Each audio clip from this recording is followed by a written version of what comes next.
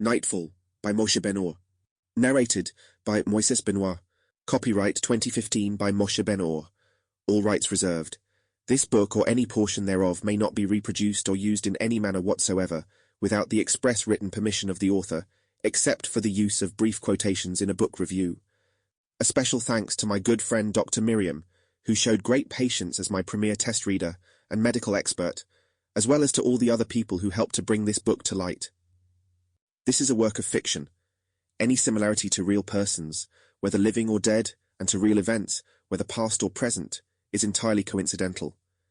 Any errors or omissions are entirely the fault of the author. Scene 1, November 3771, USC. Bluish-golden sunlight filled the city, bathing the streets, the buildings, the parks, the occasional passerby out for a jog or just strolling to work. It raced through alleyways, whooping and cheering. It reflected in every window, bouncing back to the eye from all directions as if from a myriad mirrors.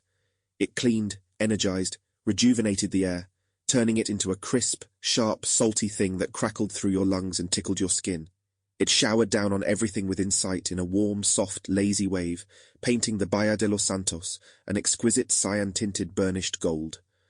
Upon the golden waves, the pleasure fleet, thousands of craft, from 100-meter yachts to tiny launches, sails spread as white wings upon the breeze, were setting out to sea on the morning tide. From up where he stood, the 4-kilometer narrows beneath the gleaming alabaster bow of the Victoria Bridge looked so crowded that it seemed as if a man could skip from deck to deck, one shore to the other, and never touch water. A lonely cargo shuttle tracked its way across the bottomless azure sky to an early morning splashdown in the Bahia de Calma landing area just out of sight to the southwest. The eye naturally followed the pencil-thin white line of its trail, connecting the marble of the upper-class residentials to the red-tile roofs of the suburbs. Even the imperturbable bluish line of the Dorados, towering off in the distance, couldn't resist sparkling here and there as the rising sun reflected off the snows and glaciers of the highest peaks. His stomach a bottomless pit after the morning workout, Yosi Weismann looked across the open-air cafe, trying to locate the one member of the Delta Triangulae League freestyle fighting team who always dressed at least semi-formally, and at the latest peak of fashion, even for breakfast. Spartan men's fashions had always tended toward militaristic nostalgia. This year, the designers had reached particularly far back, to the point where even semi-formal dress looked almost like the most formal of Spartan formal wear.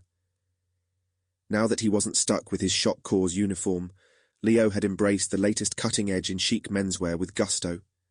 From his silver and gold turban, to the navy blue coat resplendent with golden braid and a double row of gold buttons, to the tips of the...